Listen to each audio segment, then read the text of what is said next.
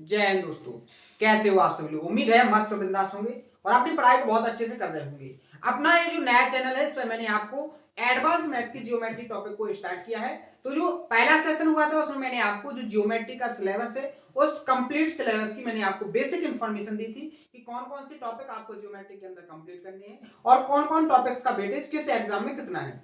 आप किसी भी एग्जाम की तैयारी कर रहे हो, चाहे एसएससी, सीपीओ, दिल्ली पुलिस या किसी स्टेट एग्जाम की जिसमें मैथ पूछा जाता है, हर एक एग्जाम के सिलेबस को कंप्लीट तरीके से मैंने एक प्रॉपर वे में कंपाइल किया है, जिसको मैं आपको बहुत ही आसान तरीके से, सिंपल लैंग्वेज में और बहुत ही अच्छी तरीके से, पूरी तरीके से कम टाइम में कंप्लीट कराऊंगा। और हर एक क्वेश्चन को आप इतनी बेस्ट अप्रोच से सॉल्व करोगे कि जो लेंथी क्वेश्चन होते हैं जिनमें एक एवरेज स्टूडेंट सॉल्व करने में क्वेश्चन को 5 से 6 मिनट का टाइम वेस्ट करता है, वहां आप 30 से 35 सेकंड में ही क्वेश्चन को सॉल्व करोगे। बाकी जो प्री लेवल के क्वेश्चन है उनको आप 5 से 6 सेकंड में ही सॉल्व करना सीखोगे। हर एक तरीके से आपको कैलकुलेशन कैसे आसान तरीके से सॉल्व करना है, हर एक अप्रोच पर बहुत अच्छे से काम करेंगे। तो आप सभी लोग इस सेशन को जरूर ज्वाइन करें और सेशन पसंद आए तो उसको ज्यादा से ज्यादा शेयर करें। तो आज का सेशन स्टार्ट करते हैं। उससे पहले जो मैंने लास्ट के सेशन में आपको जो इन्फॉर्मेशन दी थी, ज्योमेट्री के अंदर मैंने एक टॉपिक स्टार्ट किया था लाइन और एंगल का। क्या किया था आपको? लाइन और एंगल। तो सबसे बेसिक कॉन्सेप्ट है, बहुत ही इंपॉर्टेंट कॉन्सेप्ट है। लाइन और एंगल से क्वेश्चन तो प्री लेवल के ही क्रिएट होते हैं, लेकिन लाइन और एंगल एक ऐसा टॉपिक है कि आपको जियोमेट्री का बेस बहुत अच्छे से मजबूत करता है। अगर आपने लाइन और एंगल का कॉन्सेप्ट बहुत अच्छे से कंप्लीट कर लिया है तो आप ये मान के चलिए कि आपकी कंप्लीट जियोमेट्री बहुत अच्छे से मजबूत होने वाली है।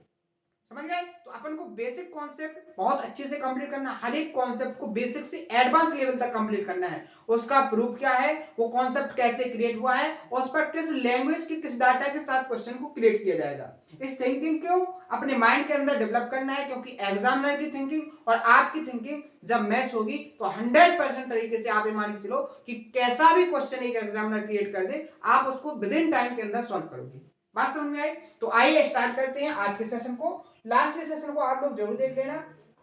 जैसे लास्ट का जो सेशन हुआ था उसमें मैंने बहुत अच्छे से आपको पॉइंट के बारे में डिस्कस किया था, लाइन के बारे में डिस्कस किया था, रे के बारे में बताया था, लाइन सेगमेंट यानी कि रेखाखंड, इसके बाद कोइंसिडेंट लाइन के बारे में, कॉनकरेंट लाइन के बारे में, पैरेलल लाइंस के बारे में, परपेंडिकुलर लाइंस के बारे में। इन सभी लाइंस जो कॉन्सेप्ट बन सकते हैं लाइन और एंगल से रिलेटेड, तो मैंने लास्ट के सेशन में केवल आपको लाइंस से जो कॉन्सेप्ट होते हैं यानी रेखा के जितने भी टाइप्स होते हैं उन सभी टाइप्स को, जितनी टाइप्स की लाइंस होती हैं उन सभी टाइप्स को बहुत अच्छे से कंप्लीट करवाया था। प्रॉपर तरीके से उनकी देखो डेफिनेशन में भी मैंने आपको कंप्लीट करवाई थी। उम्मीद है आप सभी लोगों ने प्रॉपर तरीके से नोट कर लिया होगा। आज के सेशन में लाइन का एंगल तो अपना लास्ट के सेशन में हुआ था, आज अपन जानेंगे किसके कॉन्सेप्ट को? एंगल वाले। तो सबसे पहले आपको समझना है कि एंगल है क्या, कोण है क्या। तो सबसे पहले आप कोण को समझोगे तो मैंने आपको क्या समझाया है, मैंने आपको अभी जो इंफॉर्मेशन, बेसिक इंफॉर्मेशन में मैंने आपको कॉन्सेप्ट समझाया था लाइन का। अब लाइन से एंगल कैसे बनता है उसको समझो, और एंगल होता क्या है बेसिकली। तो जब कोई दो लाइनें किसी एक कॉमन पॉइंट पर इंटरसेक्ट करती हैं, जैसे मैंने ये दो लाइनें खींची और ये दोनों लाइनें आपकी, ये मान लीजिए आपकी क्या है, ए बी लाइन, और ये आपकी है सी डी लाइन, और ये दोनों लाइनें एक दूसरे को पॉइंट ओ पर इंटरसेक्ट कर रही हैं।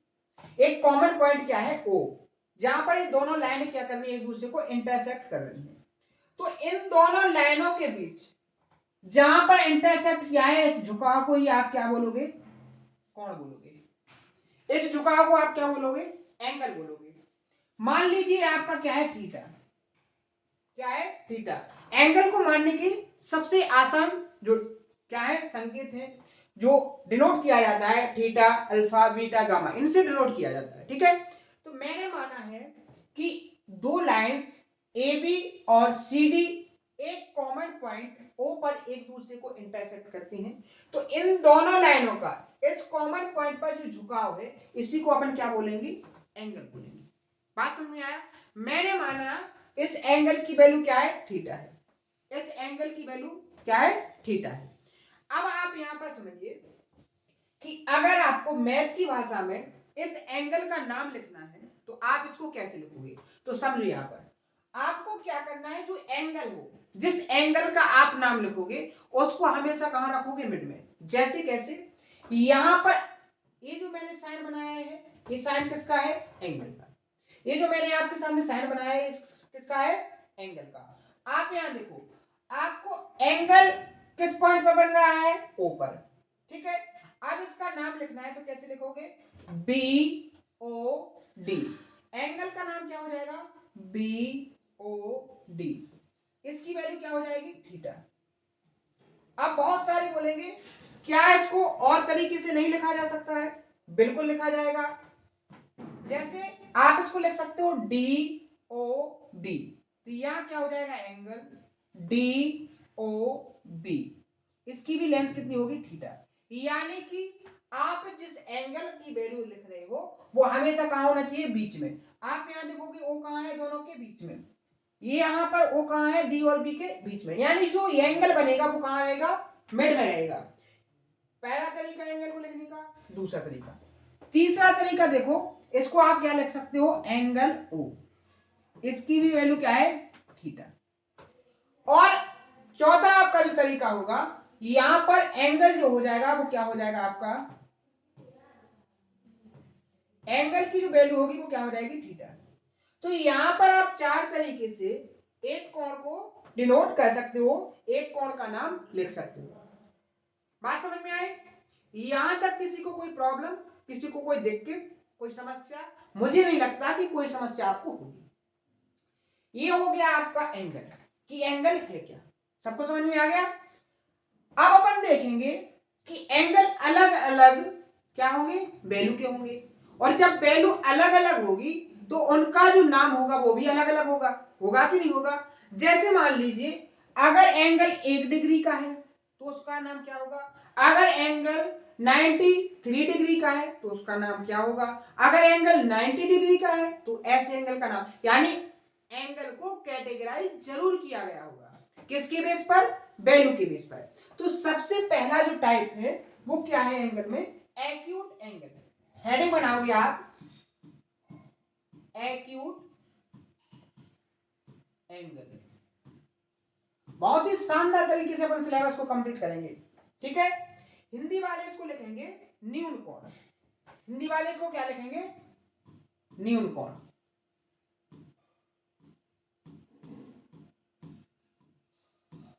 यहां तक समझ में आया कि नहीं आया। अब एक्यूट एंगल की जो कंडीशन होती है वो कंडीशन क्या होती है, एक्यूट एंगल कब बनता है, न्यून कोण कब बनता है, न्यून कोण कब बनता है। तो यहां समझो, अगर मान लीजिए एंगल थीटा है, एंगल थीटा है, और इस थीटा एंगल की जो वैल्यू है अगर 0 डिग्री से कैसी हो जाए, बड़ी। 0 डिग्री से कैसी हो जाए, बड़ी। और 90 डिग्री से कैसी हो जाए, छोटी। तो यहां पर जो एंगल बनेगा उस एंगल का नाम क्या रहेगा, एक्यूट एंगल। क्या रहेगा उसका नाम, एक्यूट एंगल। समझ में आया कि नहीं आया। यानी अगर एक एंगल दिया है और उस एंगल की वैल्यू थीटा और 90 डिग्री के बीच में है तो उस एंगल का जो नाम होगा वो एक्यूट एंगल होगा, यानी कि न्यून कोण होगा। समझ में आया कि नहीं आया। अब आप लोग बोलोगे कि सर डायग्राम से बताइए, तो डायग्राम से आप देखोगे तो एंगल कैसे बन जाएगा, ये जो एंगल होगा, ये जो एंगल का डायग्राम होगा वो न्यून कोण एंगल होगा। क्या होगा आपका, न्यून कोण होगा। इस एंगल की जो वैल्यू होगी वो कैसी होगी, न्यून कोण होगी। बात समझ में आई, ठीक है। डायग्राम से बहुत अच्छे से अपने माइंड में सेट करना है इसको, कि न्यून कोण यानी कि एक्यूट एंगल कैसे बनाओगे, उसको आप बहुत अच्छे से माइंड में के अंदर सेट कर लेना। अभी बहुत सारे क्वेश्चन ऐसे आएंगे जिसमें आपको डायग्राम खुद से बनाना है और उसमें कहा जाएगा कि एक एक्यूट एंगल ट्रायंगल है या एक्यूट एंगल है जिसका एंगल बाइसेक्टर पॉइंट ओ पर मिलता है। तो ऐसे आप कैसे बनाओगे एक्यूट एंगल, तो वो आपके माइंड में सेट हो जाना चाहिए। इसके बाद जो दूसरा टाइप आएगा आपका, उसका नाम क्या होगा आपका, राइट एंगल ट्रायंगल। क्या होगा, राइट एंगल, ठीक है, क्या होगा, राइट एंगल। ट्रायंगल पढ़ेंगे तब आएगा वो, ठीक है। यहां क्या हो गया अपना, राइट एंगल ट्रायंगल।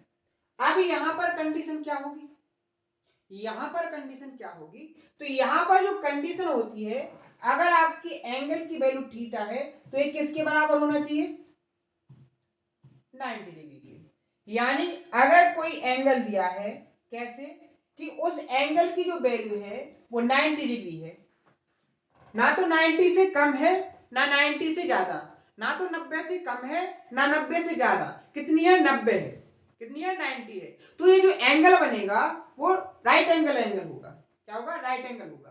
बात समझ में आई।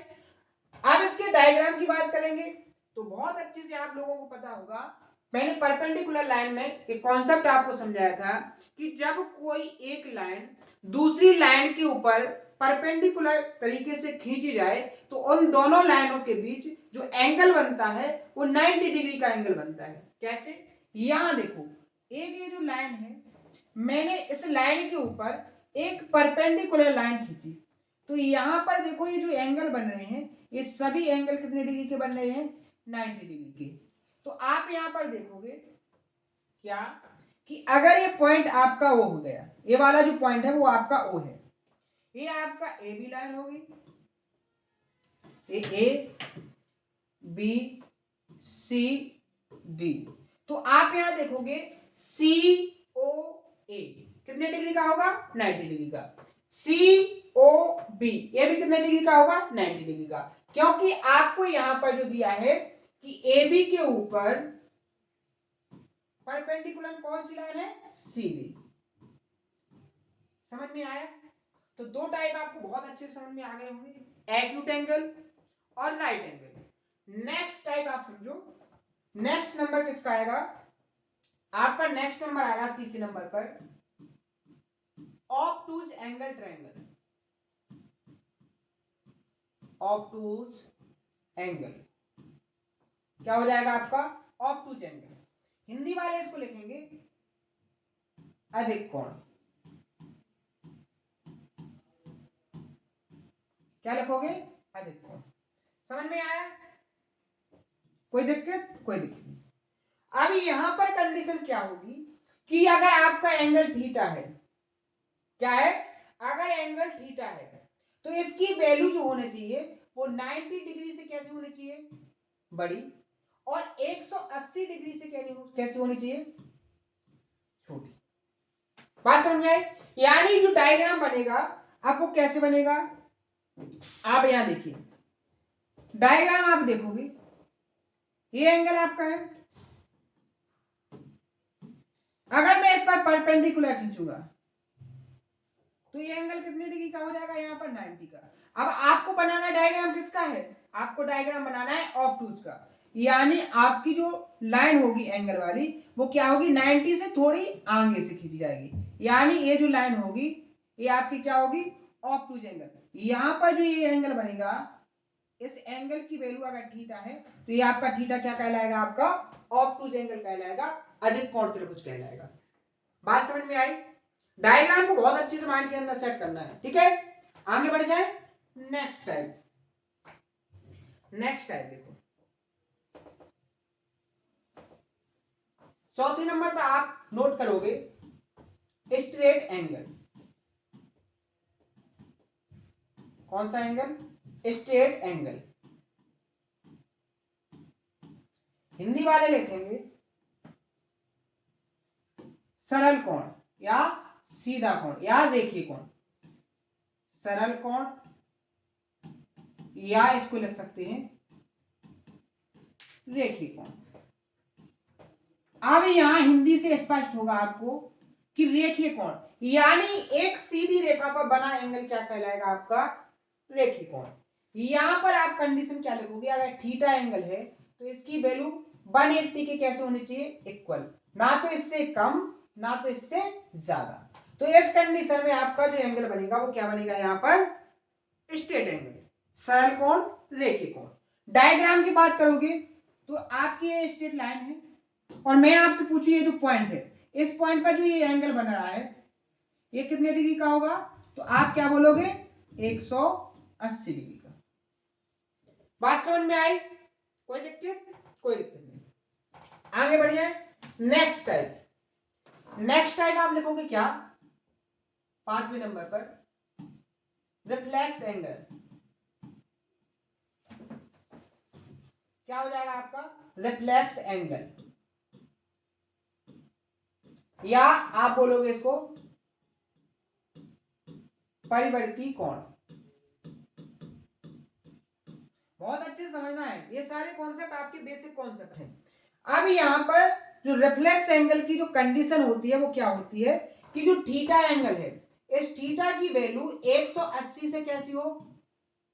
बड़ी, और आपकी 360 डिग्री से कैसी हो?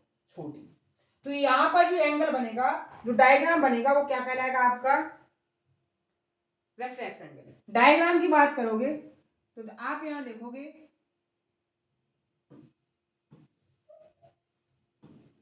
अब देखो रिफ्लेक्स एंगल कौन सा बनेगा? ये वाला जो एंगल है, ध्यान से देखना, ये वाला जो एंगल है ये आपका क्या हो जाएगा? रिफ्लेक्स एंगल, परिवर्ती कोण। समझ में आ गया? अगला टाइप, लास्ट टाइप है। उसके बाद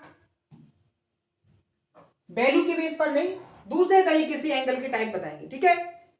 जो वैल्यू के बेस पर है वो इसका क्या है? लास्ट टाइप, छठवां, कंप्लीट एंगल। क्या होगा आपका? Complete angle. हिंदी में लिखोगे संपूर्ण कोण, ठीक है? अब देखो, अब आप यहां देखो, कंप्लीट एंगल का मतलब क्या है कि अब जो आपका एंगल है, जो थीटा है, इसकी वैल्यू क्या है? इसकी जो वैल्यू है थीटा की वो 360 डिग्री के कैसे हो गई?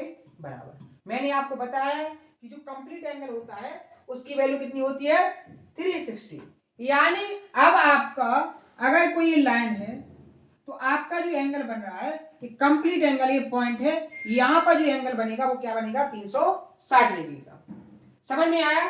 तो उम्मीद है वैल्यू के बेस पर जो एंगल्स के टाइप्स हैं मैंने उनको बहुत अच्छे से आपको समझाया है, और आपको इस कंप्लीट टाइप मैंने जो करवाए हैं बहुत अच्छे से आपको समझ में आ गए होंगे। सबसे पहले मैंने आपको एंगल बताया है, एंगल के टाइप कौन कौन से होते हैं, उनको वैल्यू, कंडीशन, डायग्राम, हर एक तरीके से समझाने की कोशिश की है। उम्मीद है बहुत अच्छे से आपको समझ में आए होंगे। अगर सेशन के हर एक कॉन्सेप्ट बहुत अच्छे से समझ में आ रहा है या आपकी कोई डाउट हो तो उसको कमेंट बॉक्स में जरूर बताएं, आपके हर एक डाउट को सॉल्व किया जाएगा, बहुत ही शानदार तरीके से आपका सिलेबस कंप्लीट करवाया जाएगा। तो सेशन को आज यहीं फिनिश करते हैं, कल के सेशन में आगे की ओर बढ़ेंगे, आगे के कॉन्सेप्टों को सीखेंगे। अगर कोई डाउट हो तो आप कमेंट बॉक्स में जरूर बताएं, सेशन को ज्यादा से ज्यादा शेयर करें। इसी जोश और उम्मीद के साथ कल मिलते हैं। थैंक यू, धन्यवाद।